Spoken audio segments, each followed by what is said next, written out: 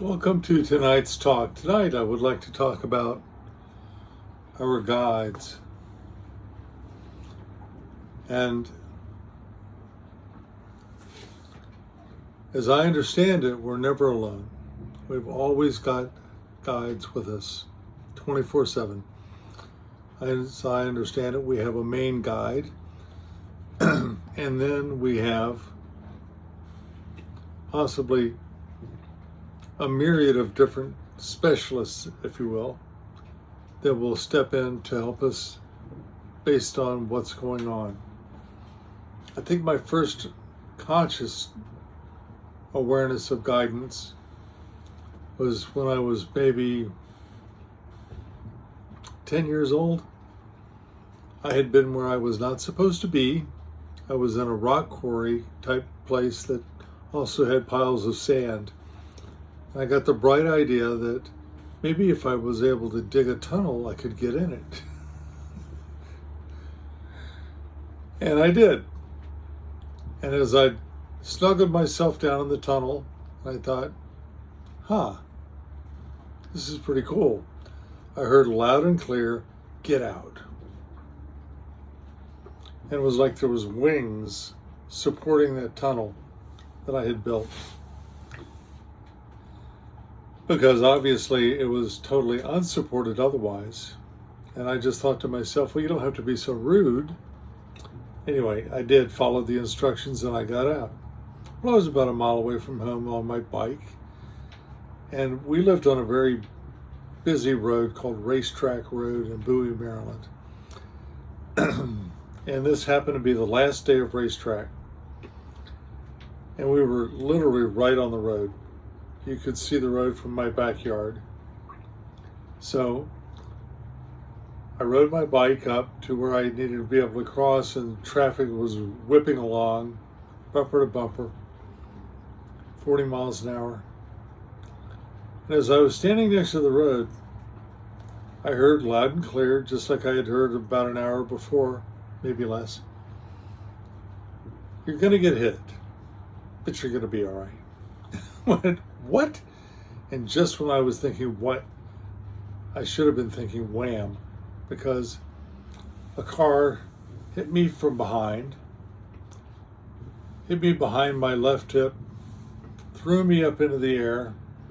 I landed about 20 feet away, and I thought, wow, that was something. And I got up. Now, just prior to that, I had been looking across the road at my backyard. My mom was there, my sister was there, my aunt was there, and I was just thinking, oh Lord, please don't let them see me, because I had been where I was not supposed to be. And then I got hit. And sure enough, I got up, and the two guys stopped the car. They jumped out and they said, "Oh my God, we got to take you to the hospital." And you can't really tell, but I'm a pretty big guy. And even at 10, I was probably close to 6 feet. And I've always been athletic. And I told those guys to get back in their car and go. I've always had a deathly fear of doctors. Don't like them at all, for the most part. I mean, there are some beautiful doctors out there in the world. So, but this was beyond that. Anyway, I walked with a limp for several years, finally got over it. The flesh on the back of my left leg had literally been displaced from the impact. But I never let on. I didn't tell that story for many, many, many years, probably decades.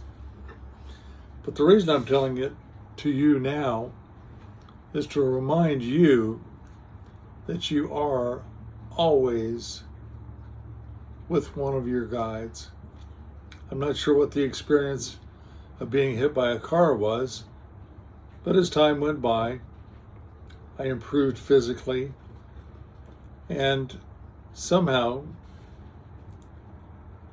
I was comforted realizing that I'd been at least warned about what was going to be happening. And as time has gone by, I've had other experiences that let me know what was going on. I even had one where I was given what, in my opinion, would be an exit point. A girlfriend of mine and I had been having some trouble, and we finally got together and resolved things. It was on, I think it was on New Year's Eve. And we went for a ride in my car. It was a convertible. And we got to a point where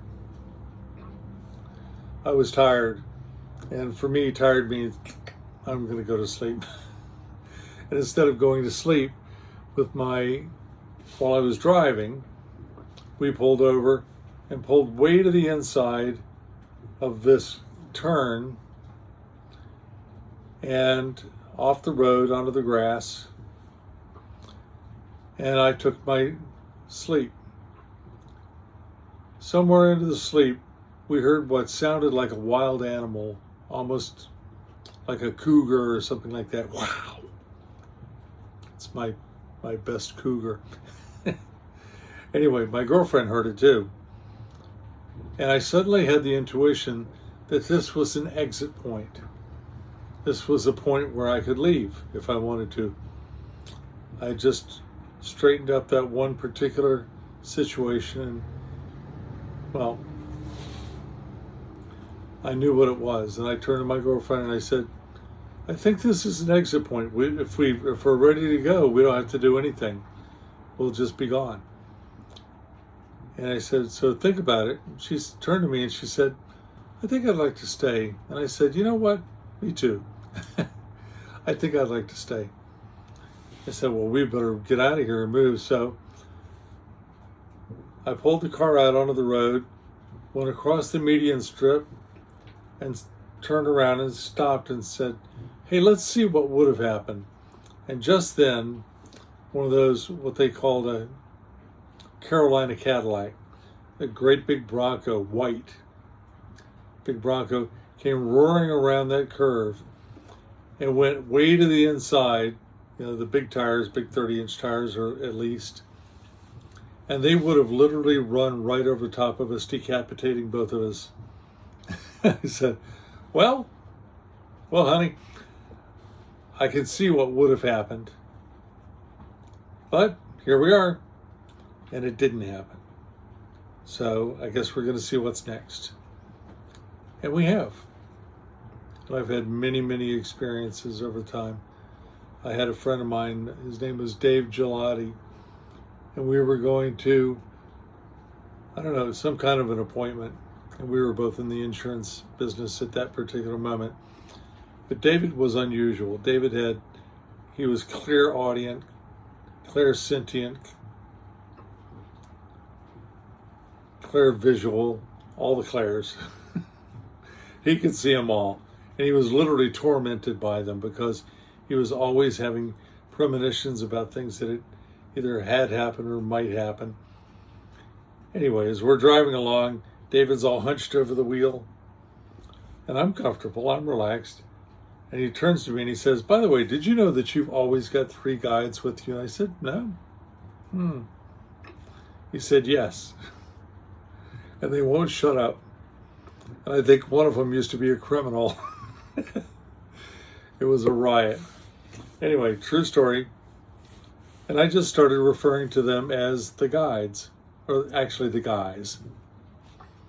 So I had my guys. And I've depended upon the idea that I'm guided to provide me with intuition and insight. And I've found that when I listen to the intuition, I tend to do a lot better. And because they're always with me, I can always ask.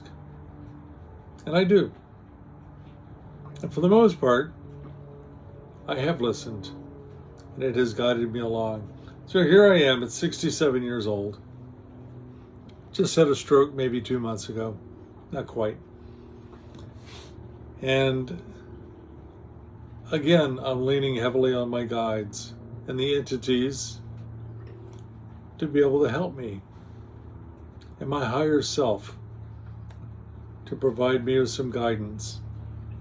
So, keeping my blood pressure down, taking my supplements, and listening to that guidance so that I'm staying on top of what I should be staying on top of.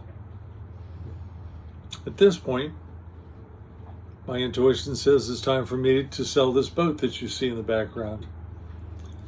And we're going to move on to our motor coach, and we're going to have another adventure. And such is life. We have adventures, we have experiences. Most of these things, or I would say at least some of these things, have been preordained, meaning we had an idea before we came into this existence what kind of life we might have, where we would live, at least initially. Our parents would give us some guidance, and of course be our parents, and they had to agree to this. So here we are,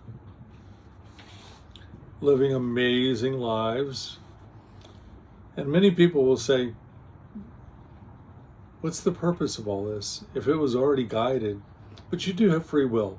You have the opportunity to be able to, I guess you could scrap the whole plan if you wanted to, or you could lean into it and get a lot more out of it, which is what I choose to do. So, tonight's talk has been about the fact that you're never alone. You'll always have your guides with you, and although they typically don't intervene directly, they can certainly be there to give you the information that you need, but you do have to ask, in my opinion. Now, some of the guidance that I've had, I didn't ask for it. I didn't ask for that guidance about, oh, you're going to get hit, but you're going to be okay.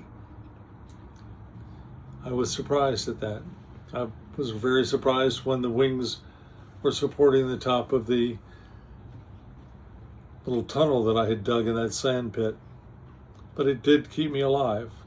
And I guess I've had many experiences where I've been able to help a lot of people, and therefore living my life purpose. And tonight, I got to share a little bit of that with you. My suggestion is, moving forward, please realize that you're not alone. You do have guides. And the key is, listen, ask also, what is my highest and best purpose at this moment in time? What would serve me best? What is for the highest good? And then be aware. The answer might come in a myriad of ways. It might pop right into your mind like mine did. Somebody that you don't know might come up and give you that information. Might be in a book. I don't know. However, it's important to know that you do have that information coming to you from infinite intelligence if you take the time to just listen. And if you like this kind of content, like this video, share it with your friends, subscribe to the channel and help me grow so that I can do more and more of this. Anyway, have a blessed night.